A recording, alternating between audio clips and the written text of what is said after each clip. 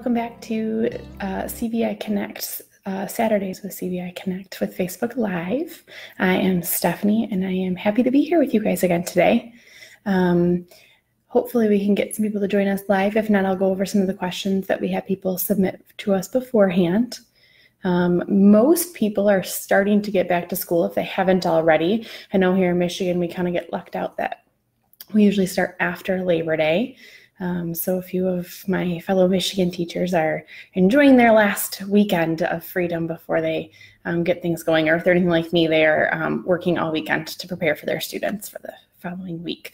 But either way, whatever you're doing, I hope you guys are having a great Labor Day and can cut out a little bit of your time to join me today. Or even watch it later. And like we always say, you can submit questions to us. So if you decide to watch this later on in your weekend when you find a chance, or maybe you decide to, whenever you decide to log in, and you can write some questions down for us and let us know what you think. We'd be happy to answer those for you. So today we want to, like I said before, we want to discuss that back to school can be really difficult. So newness for any kid beginning of the year. I know my daughter is going to first grade, and we had our back to school night. She got to meet her teacher, and you have that like not acting themselves type behavior. And that's hard for any kid. Going back to school can be really tricky for anybody, but especially for our kiddos with CVi. We know novelty is difficult for them. So you have a brand new classroom, potentially. You have a brand new teacher, a whole new IEP team. All of that can be overwhelming for your child as well as yourself.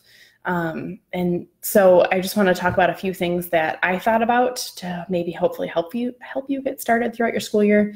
Even if you've already started your school year, some of these things might hopefully be helpful to you. So one of the questions we had somebody ask was, over the long summer break, their child forgets the teachers.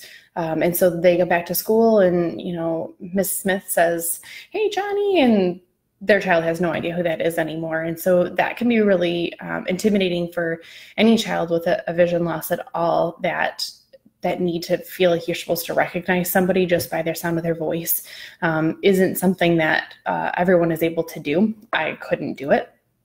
And we shouldn't expect our kids to do it. And we don't want them playing the guessing game either. I can't stand that. A lot of kids really struggle with that and don't really know socially how to respond to that. "Oh, come on, you know who it is," and trying to make them guess. So the big thing is, when you're introducing that to a new team, is to kind of find helpful tricks for them.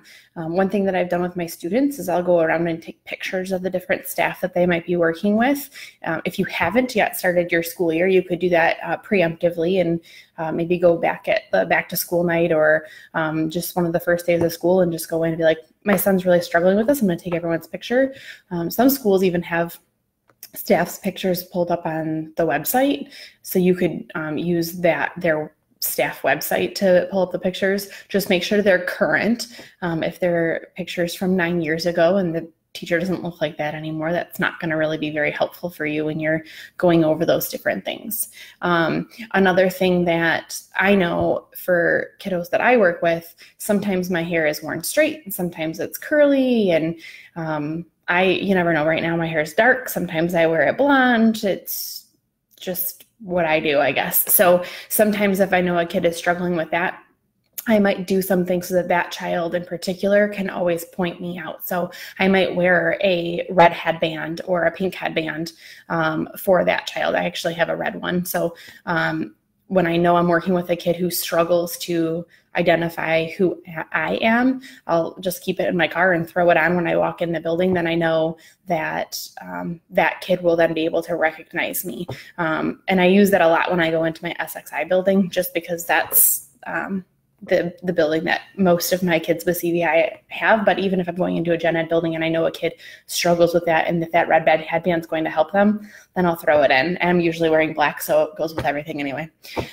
So that's one trick you can do. And just ask the staff, is there something about you that every day, like I had a teacher that wore purple all the time. She was always wearing purple. I swear there was nothing else in her wardrobe. So she was the teacher that we said, look, if she's wearing purple, then you know that's Mrs. Lentz. Like, that's just how you know who it is.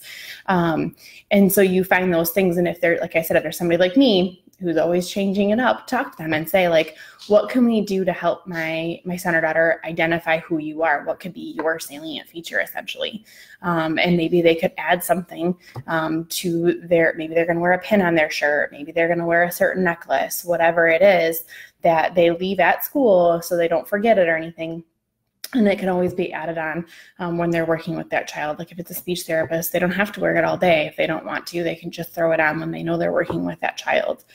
So that's one trick. Like I said, take pictures, go home and look at them, play a game with it. You know, who do you can, once you've gone over all of them, you can put them in an array if your child is ready for that. And have, 3 pictures up at once and play an I Spy game and who do you see, but only if that's something that your child is ready for. If you need to, go into different app programs and things like that, and you can delete the background of the images as well, if that's necessary to reduce some of that clutter. But those real images are going to be a lot easier for you to kind of manipulate too, if those are something you're pulling off for your phone. And then you have them ready to go. You could use it in the car while you're waiting to drop off, or anything in the morning. They're on your phone, they're ready to go. You can just kind of flip through them. So another thing that brings up is a new classroom. You're in a new environment, a new schedule, things like that. Again, take some pictures when you're going in there. So someday after school, you can go in. Most teachers aren't going to have a problem if you want to take a picture of their classroom or different places in the school. If a video would help your son or daughter, you could actually video a route from the classroom to the, speech room or the occupational therapist room or wherever it is that they go work with that person. Maybe it's a general space that they use. So those are things that you can do to kind of like help work on those routes, find those landmarks, and review those things at home. I don't want this to sound like there's all this stuff put on you as a family, because you guys have enough going on. Believe me, I know.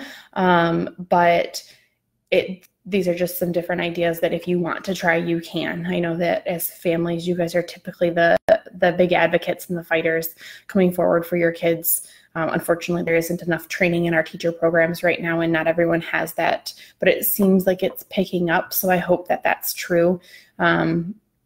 And that more and more people are getting that information that they need. Teachers, if you know you have a student who's struggling with this, do the same thing.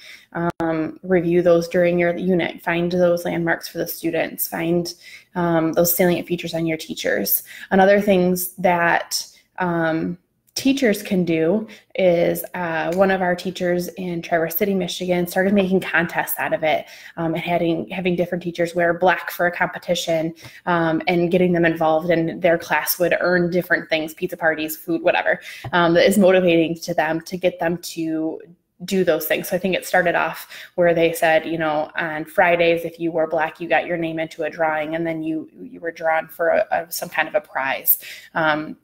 Which is a great way to get the staff engaged. So if that's something that you need as a TVI, to try to get your building staff engaged in supporting your kids and wearing black or adapting their classroom, whatever it is, let's do it. Let's make it some fun for the teachers too, and make it a little bit of a competition for them. Maybe you're going to have them compete to see who could reduce the most visual clutter in their classroom, but then you go around and you take pictures and you see who was able to kind of reduce that visual clutter, even if they just start with a small area at a time. Okay. Hi, Susan. Thanks for joining us. Do you have an app for you use for scheduling? So you're talking about scheduling as in like taking pictures of visual schedules, or are you talking about, can you give me more information on what you're referring to? Because that's my next thing I was going to talk about, was getting a copy of the class schedule. So if you're talking about for your student, and they have, like, a lot of times they'll have those PEX schedules and things like that on the wall, but those are not realistic images. So a lot of our kids are really going to struggle with that two-dimensional. It's typically on that high gloss laminated material, and that can be really difficult. Again, I go back to the iPad. It gives that backlighting, and then you can take real pictures of something. Yes. Like, so I'll take a real picture of either the location or a tool they might use in that spot. If you can mimic the same type of image that they're using for that activity. So let's say at art, the PEC schedule has a picture of a paintbrush. I might take a picture of a real paintbrush, but have it be something meaningful that they're going to use there. Oh, for high school. Let me finish on this one really fast so I can finish this up, and then I'll jump over to that. But yes, so take pictures of the room that they might be going to. So if it's the gym, maybe you want to take a picture physically of the gym, maybe it's a ball, whatever it might be. And you can ask the teacher to use the same system for the rest of their kids too. So if it works for everybody, they could all kind of be on the same system. Then the teacher's not using two different things, but those realistic images are what's going to give our kids access to that system. And so if the other children are able to use those realistic images too, that would really help. And as for teachers for the visually impaired, if you also have a child in that space that needs a tactile schedule, and it's a realistic image that you're taking a picture of, that bridges that gap a lot more successfully. Even kids with CVi, if you need to use a tactile image first to get started, so you have a physical ball versus a picture of a ball, that sequence of it is going to make it a little bit easier for them to progress through. So that's how I would do it. For high school, I would find the landmarks for them. So are they traveling around on their own, Susan? Are they mobile enough to get from class to class on their own, I'm assuming? So I would review with them their schedule for the day, where they're going academically throughout their day. And I would try to work with my O&M specialist too, to find those landmarks and find those routes for them. Most of my high schoolers, regardless of what their visual impairment is, typically tend to leave their classes 5 minutes early when they first transition to high school, because they're getting used to that new building. As they get more comfortable with it, they might not need that extra time in the hallway, but that makes it a little bit more of a smooth transition for them, because they don't have as much complexity with more people in the hallway, so they're able to kind of get around a little bit more safely. So they're not moving around on their own, but they need a visual schedule, so not PECs. I'm trying to get an idea of what it is that you're using. Sorry, Susan. I don't feel like I understand your question. Sorry. Can you give me a little bit more information to help me out?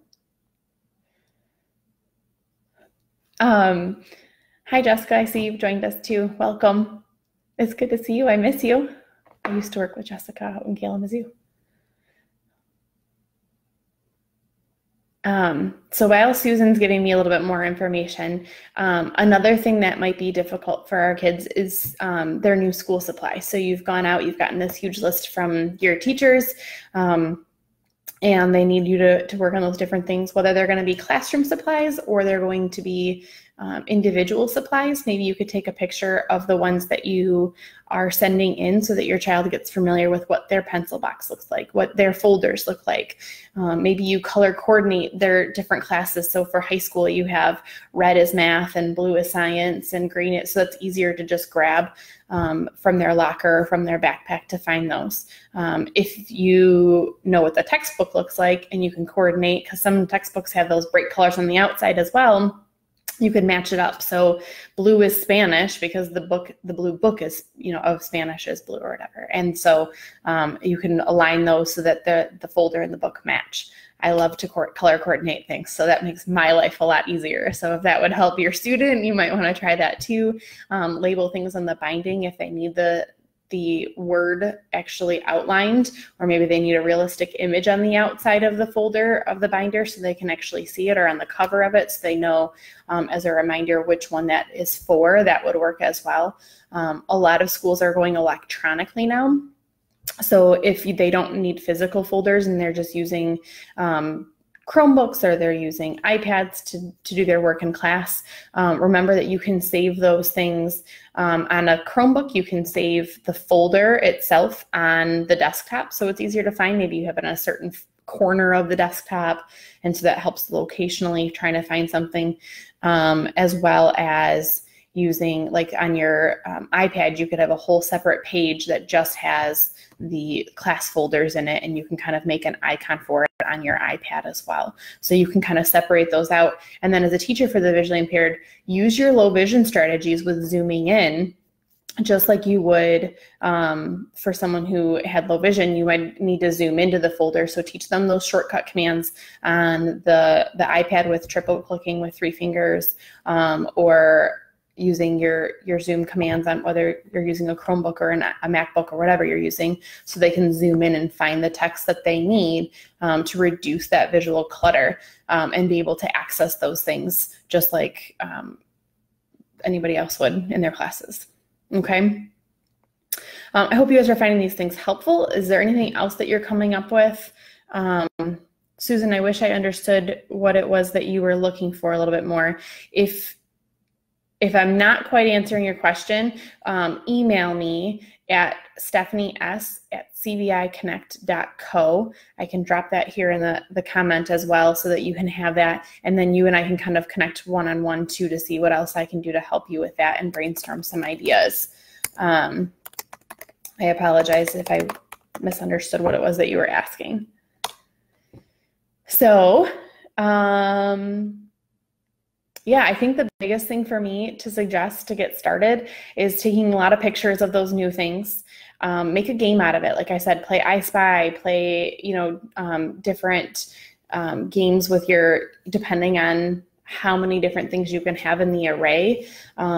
You can zoom into the pictures, you can find those salient features, find those landmarks, highlight them, go into one of those editing apps that you can use. I don't have one over another that I certainly love. I know even on a computer, you can use PowerPoint to edit background images and things like that. You could, to reduce that complexity for you. Or you can even just use paint on a computer program and just color the outside black that you might not want. So it doesn't have to be anything super fancy. Just make sure it's accessible. And that's really all we need to make sure we're doing for our kids. So if there's anything else, I'm going to hang on for just a couple more minutes in case anybody else has any questions. Just remember to start small with your teams. Your new teams might be a little overwhelmed, but hold them accountable. Whether you're the TVI or you're the parent, don't just fall off the radar. Make sure we stick to it. You can't say that you have to learn this stuff and then we fall off the radar and expect them to do it on their own, because teachers are busy and they have a lot going on with their caseload. So the more that we can help them with that, the better. I know in Dr. Roman's first book, she talks about when you're getting started to build that schedule. And she doesn't say to just go in and revamp the whole entire schedule to find those visual opportunities. She says to look at your schedule and find a couple areas at a time and build in those opportunities. So if you're finding that your son or daughter has no access at all, your student has no access at all, that's awful. And it can be really overwhelming. But start with one area. Find something that you look at their schedule and you look at this little piece here, look at transitions, look at everything, not just they go from math to science to English. Look at all of the in-betweens, what's happening in English, what's happening in math, when are group times, when are individual times, things like that. When are they going to therapy with different consultants and things like that. And find that those little windows that you can piece apart that would give them access, and work with the teammate that's directly involved in that time, make that successful, and then keep building. It's a lot of work in the beginning of the year to get things started, but it's so worth it once you get those scheduled routines going, and give that one therapist at a time, that one teacher at a time, that confidence in what they're doing. It's going to be a world of success later for you, and help them really understand how what you're saying directly impacts them. If a teacher doesn't really seem to be getting it, because when Johnny's in your room, he's able to see things and then you think he's pretending other times, give him examples of, maybe at home he's able to do this activity, or at school he's not able to do that, and things like that. If a child comes home with a worksheet that you look at and you're like, that wasn't modified, and then you modify it at home and all of a sudden they're able to do the task, send in the completed task with the modifications you made and show them that, I just wanted to show you, we saw that he wasn't able to do that at school. And so we worked on it at home, and he really practiced, and look, he was now able to do it, and work on generalizing those skills into other environments. And I hope that everyone has a great school year, and just take a deep breath. There's a lot going on. Start small, little things at a time, and we'll keep building together. Next week, we will join you again for Saturdays with CVi Connect. It'll either be myself or Julie, and we will send out Facebook messages and emails to get you guys some questions ahead of time with our next topic. Look forward to seeing you guys again soon. Thanks. Bye.